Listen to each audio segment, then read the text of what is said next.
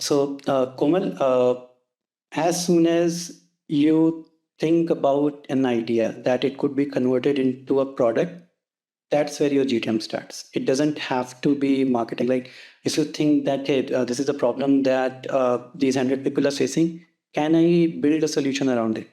That's GTM. That's exactly the moment when it starts.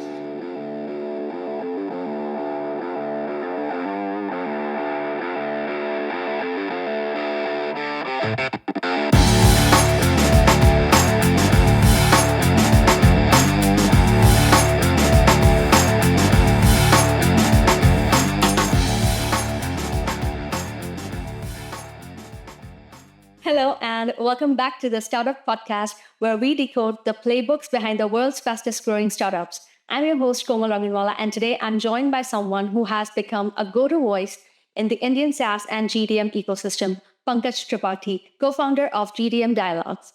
Pankaj has helped hundreds of founders, marketers, and operators navigate the chaos of GTM strategy with clarity through content, real conversations, and community. He has built a platform where insights meet execution and where SaaS builders come to grow. In this episode, we're diving into his journey, the evolution of GTM in the AI era, and the patterns he sees across India's fastest scaling SaaS teams. Get ready because this conversation is going to be packed with wisdom founders usually pay big money for. Let's jump in. Thank you so much for joining, Pankaj. Welcome to the Thank you so much. How are you doing today? I'm doing really good. Thank you so much for having me, Komal. It's always good to be, talking about what's happening in the GTA world, especially in India. Absolutely. How's your day so far? And tell me, how does a typical day look like in the life of Pankaj Tripathi? So we mostly go about events, as I mentioned, like GTM Dialogues. Let me first introduce GTM Dialogues a bit. So at GTM Dialogues, what we are trying to do, we are trying to build a community of founders and GTM leaders. We're trying to be that bridge, founders, startup founders, mostly in B2B SaaS. So they might have some theories about marketing, but it could be very different from the realities in the real world. So we try to bridge that gap. At one end, we have top 1% leadership group of GTM leaders, and at the other end we have SaaS founders. So a typical day looks like talking to different GTM leaders, inviting the SaaS founders to the webinars and physical events that we do. Fortunately, we don't have anything this week, but we are having a very good webinar next week where founders can come and pitch in, and a real VC can judge their pitch deck, give them feedback right away, and you never know, you might get a deal. Wow, kind of like Shark Tank. Yeah, but for B2B SaaS. Interesting. And who are these founders? Are they early stage founders? I believe mostly early stage, right? Yeah, mostly early stage founders, yes. Okay. Pre-seed and seed works, yeah, but mostly early seed founders. Mm-hmm. So it's a very good way. Sorry. So it's a very good way. Mm-hmm. It's a very good way to evaluate your idea. At times, as a founder, you are looking for that feedback. Also, right? You have very limited resources to figure out whether this idea is valuable in the market or not, right? Yeah. So if you are getting pre-seed or seed funding for the idea, that's kind of first step of approval that you are building something where there are buyers for. Right. Yeah, absolutely. And it is very important to do validation at an early stage. That is where you can really put your investor money into proper resources and get the most out of it.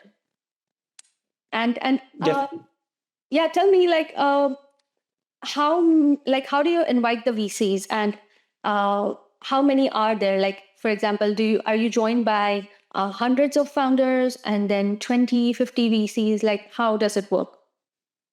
So there's a process. VC, as far as VC is concerned, we have a network of VCs.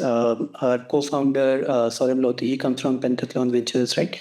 So he used to run a venture capital fund himself, right? So he has this network of VCs. Plus, we have people in the team who have this vast network, and their day-to-day job is to expand that network.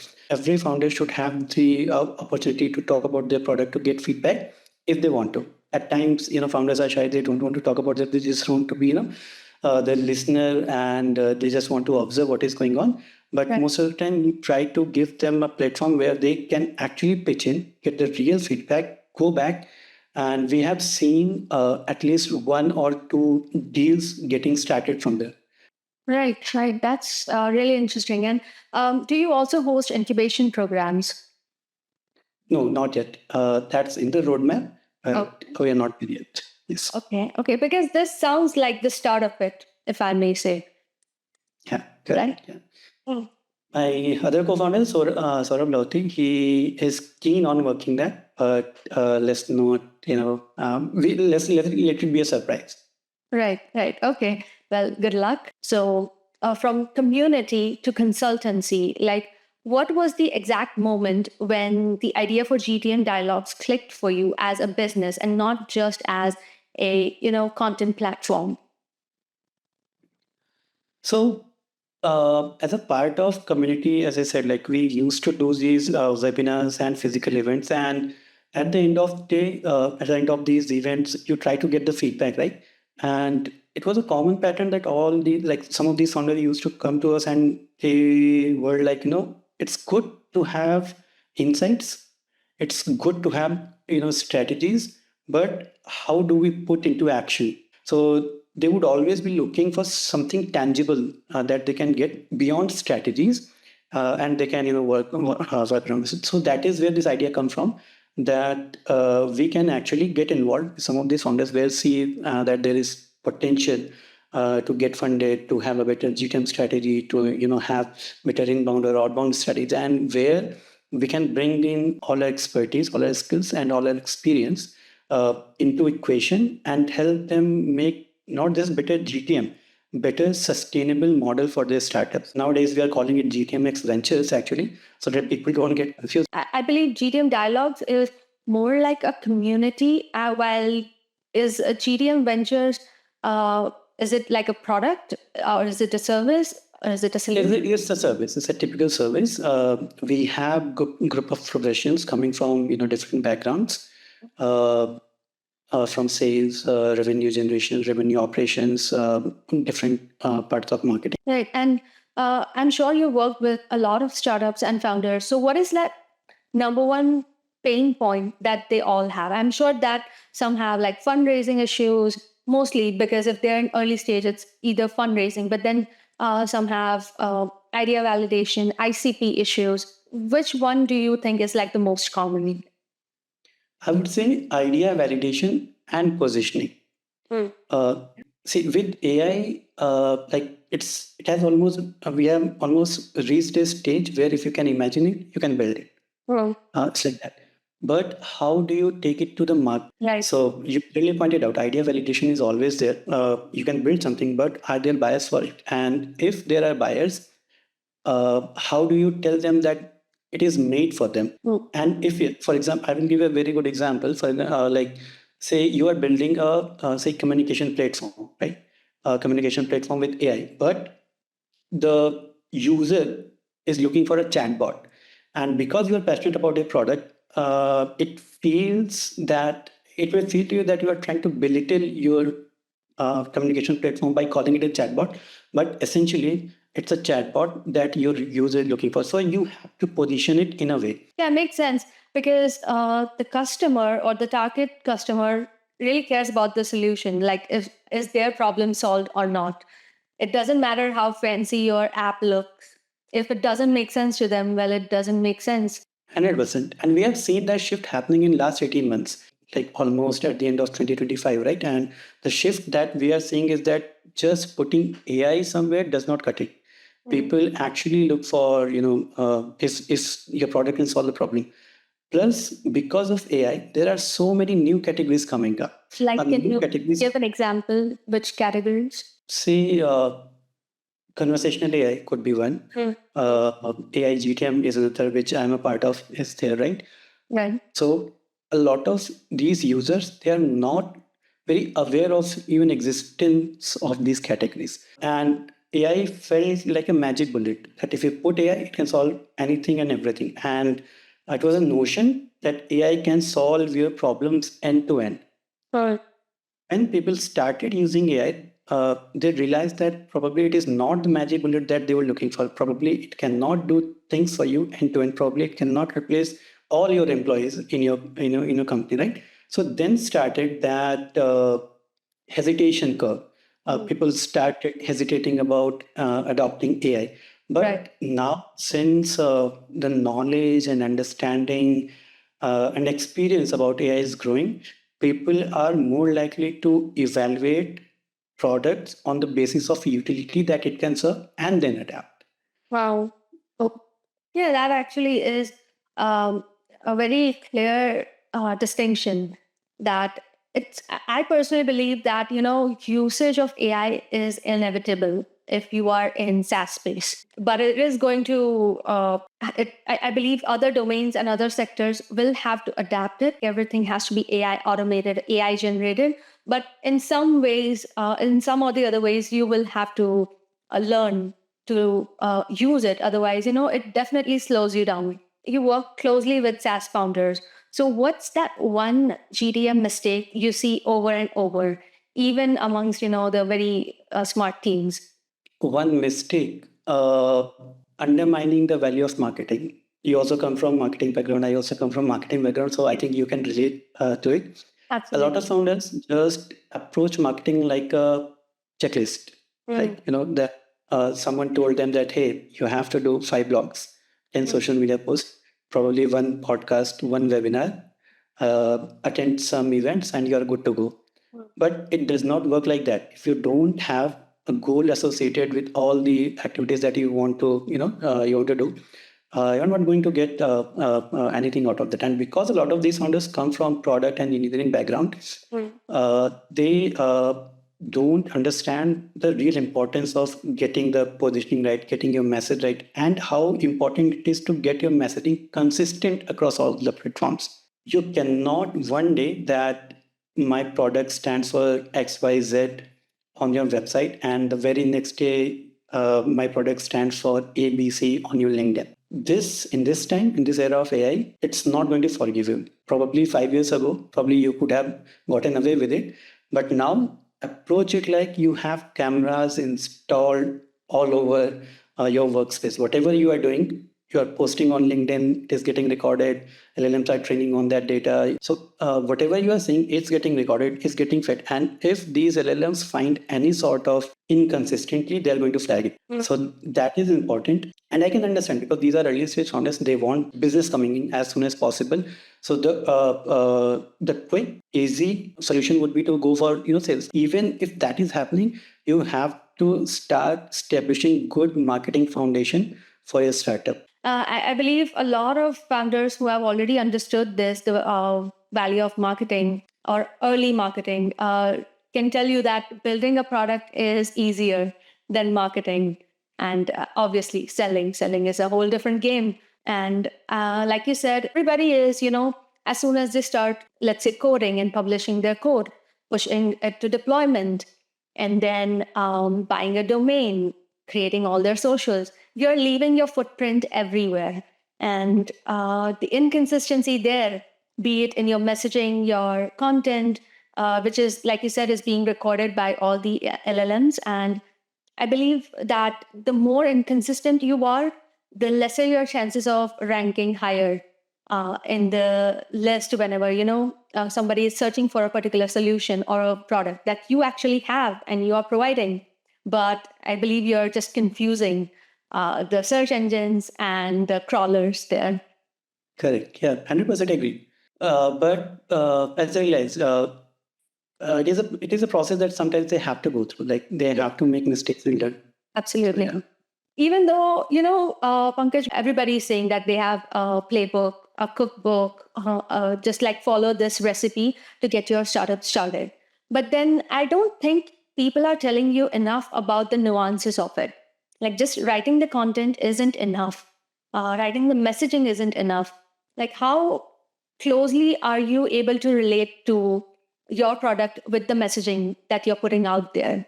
this message actually translates to your product. I believe that we are not really emphasizing on that piece as much as we should. Yes. So I always tell these founders and everyone I talk to, actually, because I'm very passionate about marketing. I come from this background. Is that marketing gives you a scale. For example, if you build a company with 20 million ARR, 2 million ARR, and if you want to grow it to 100 million ARR or even beyond, hiring 500 salespeople probably won't give you that scale. But if you do very good marketing, you can go from 20 million to 100 million in probably a year or so. I am not giving a timeline, but like marketing gives you that kind of scale, which I probably shouldn't compare sales and marketing in that way. But if you have to scale, you have to find a way to market yourselves. And I saw on your LinkedIn, you've written yourself as the CEO of Inbound Marketing Practice. Tell me a bit about that. What is it? So inbound, typically how we and everyone define is when you have built a product, you are inviting people to come to you, test it out, and then go for it. Instead of outbound or outreach where we cold call people or send them emails or messages, we build an ecosystem architecture or systems where people get attracted to your website and product, and they get interested into using it and probably buying it from there. So it contains your social media platforms, right, which is beyond LinkedIn. So all those sorts of things where you attract people into coming to your product, getting interested in it, getting to use it, and then buying it. So you're saying that inbound marketing practice focuses more on positioning yourself and creating your product in a way that you have more inbound automatically rather than doing outreach. Correct. And I'll take some cues from what you just said, that there are so many playbooks around it, so many cookbooks around it, right? Why do you have a very specific approach for your product? And specifically inbound, because we're talking about that, is that sometimes a product story is well told when it is told from a company LinkedIn profile. But at times, the founder has to take that initiative to talk about the product, put himself or herself out there in the market, talk about that. Right. So how do you even come to that conclusion whether, you should go with your company profile or you should go with your personal profile, or you should have a mix of both? Certain things can be talked about from your LinkedIn profile and certain things can be talked about from a personal profile. How do you find that? How do you figure out the correct balance of thought leadership and SEO based articles that you are doing on the website? How do you build a better authority? As I said, there are so many playbooks out there that will tell you that, hey, you know what, do 20 articles, 200 backlinks, and you're good to go. But no one tells you that those 100 backlinks that you are creating, they could be worthless if they're not coming from a relevant website, relevant articles, or or relevant web pages. Right. So for that, you have to have someone who understands these things and who can suggest you, who can guide in the right direction. So having a credible source cite to you is a lot more important. The credibility is what matters. And I want to ask more about how you mentioned, should you go with your personal brand? Should you focus on building your personal brand, then your product brand? So a good ratio that we have seen, and it may or may not work for everyone, is that first of all, it's not a founder's job to be an influencer. The job of a founder is to position the product in the market, talk about that product, and let your buyers be interested in it and take it from there. This is like what we have observed so far, is that when people are coming to your personal profile on LinkedIn, they want to understand how passionate you are, how credible you are, how much experience you have, in this particular domain where you're building. And when they are coming on your company LinkedIn profile, they actually are looking to understand what your product is about, what you are positioning yourself to be. Yes, absolutely. And talking a bit more about GTM Dialogues, it's built around conversations and real experiences. So what is that one most unexpected insight that you have gotten from the community? One insight that I have gotten is that founders probably make more mistakes than professionals. Okay. When you don't, talk to founders, you kind of put them in on a pedestal that because they are founders, they cannot probably make mistakes. But talking to these people, I understood that they make more mistakes. But the surprising part is that they are open to making those mistakes. They are willing to take those chances, and I think that's what makes founders founders. Yes. They are willing to take those chances. They are willing to make those mistakes, learn from it, adapt from it. But good founders are always those who convert their learnings into opportunities. Fine. Very well said. And I completely agree. I've been fortunate enough to talk with founders, and I was kind of surprised how easily they just admit their mistakes. And they're not shy about it, they're not embarrassed of it. They're actually proud in the sense that because, you can see that twinkle in their eyes because they're about to tell you another story of how they and what they learned from that mistake and how they, turned that whole game around. And another good thing about founders is that they are really, really, really helpful. Like if you ask another founder, even if they are competitors, right? If someone goes to them and asks about anything, they are willing to help more than it's required at times. And talking about GTM and marketing, I think many founders think that GTM is equal to marketing. So you tell me, Pankaj, is that what it is, and is that all that it is? GTM is marketing, and how do you explain the real scope of GTM to a founder who is scaling from 0 to 1 and then from 1 to 100? Komal, as soon as you think about an idea that it could be converted into a product, that's where your GTM starts. It doesn't have to be marketing. Like if you think that, hey, this is a problem that these 100 people are facing, can I build a solution around it? That's GTM. That's exactly the moment when it starts. So if you're thinking about that these 100 people are facing this problem, that is your target audience. If you're thinking about that problem, uh, that is your pain point. If you're thinking about that particular technology can solve this problem in this particular way, that is your solution, right? For example, if you're at times, maybe if your target audience are CTOs, you have to talk about your technology, right? They are pretty much like, they would be very interested in what kind of technology you are using and how it help them save some resources on their technical infrastructure. But if your target audience maybe are operating officers in the company, or someone in finances, right? They might care about output. So if you're thinking about it in their language, if you're thinking about their pain points, that's where it starts. Marketing, it's just a way to propagate your message to the right person. But GTM is much beyond that. GTM could involve your marketing activities, your product activities, the sales, like how do you reach out to these people with direct and indirect channels. So everything combined is GTM. Hmm. I have never heard it put it like that, but it makes absolute sense when you lay it out in that way. It's like it starts right when you decide that this is the problem that I want to solve, and this is how I will solve it.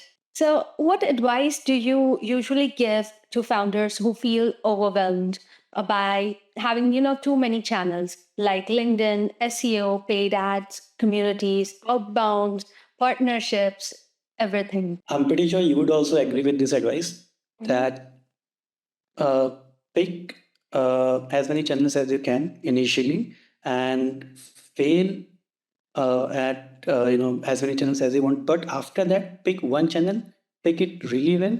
It could be your personal LinkedIn, it could be your website, it could be your company LinkedIn, it could be any other social media channel, or maybe Outbound is working for you. So pick one channel, use it really well, exhaust it, create good learnings from it, identify what is working for you, what is not, and see if there is a way to expand more on this. So that is correct. But then you have to apply a different strategy on each and every single platform, on each and every media or channel, because what works on LinkedIn won't work on X. What's working on X won't work on Instagram. What's working on Instagram won't work on WhatsApp. So it's really, you have to, like, if you just focus on one of those channels, be it LinkedIn or X, then you have to really go deep and learn as much as you can, because it's not something that you can apply a same strategy everywhere. Correct. Yes, you cannot. Each channel is different. Maybe the people are same everywhere, but the kind of communication that they expect on each channel is entirely different. You cannot do Instagram or LinkedIn. I mean, a lot of people are doing that, but like Right. ideally, be the way. Right. Absolutely. I mean, yeah. Now, for the last question, what emerging GTM channels or behaviors are you noticing that most startups haven't caught on to yet? So I want this entirely new channel. It's emerging, but people do have a lot of misconception around this, and it's about those LLMs, right? Everyone is, fighting for their presence in ChatGPT, Gemini, Cloud, and they're trying to learn, how do these prompts work? How do we vet, we get listed there as a reference, or maybe we can, get quoted there somehow. So that is one thing that that one channel that people are really going after, or at least they want to. There aren't too many playbooks around this which can guide you in right direction, but people are going after it. The misconception that I sort of want to point out, and probably we can find a way to solve it as well, that even these LLMs are dependent on your traditional search engines. So, for example, if you don't get good visibility in Google, your chances of getting quoted in ChatGPT or Perplexity is even lower, because these LLMs are actually referring to these traditional search engines in like Google in most of the cases. I think ChatGPT probably refers to Bing as well, but like most of the time it is just Google. And the way, like the time Google realized that, hey, these people are referring to us only, they limit their search queries itself. Like now you can say just done 10 searches in one go. Earlier it was it would have been 100. So now these LLMs have to pay 10 times to fetch that results. All in all, the foundation, like the guideline is that go after those rankings, those visibility in LLMs, but you have to understand the foundation of everything is still traditional search engines. Yeah. So having your presence the traditional way, like we used to, pre AI, is still relevant and it's not dead at all. So having your presence there, or having a very strong presence rather, is half of your job done. Right. Right. Makes complete sense. All right, Pankaj, quick answers only. First thing that comes to your mind, this is rapid fire. Okay, Sure. ready? Definitely. Yeah. One SaaS founder you admire for their GTM mindset. I admire Nitin Seth from SMSmagic.com from Conversive. Inbound or outbound? Pick one for early stage. Early stage, outbound. Start with it, but don't ignore inbound. Like eventually you'll have to come to it. Right. The most underrated GTM metric. The most underrated GTM metric would be impressions in Google Search Console. Okay. And AI tool that you're using the most right now.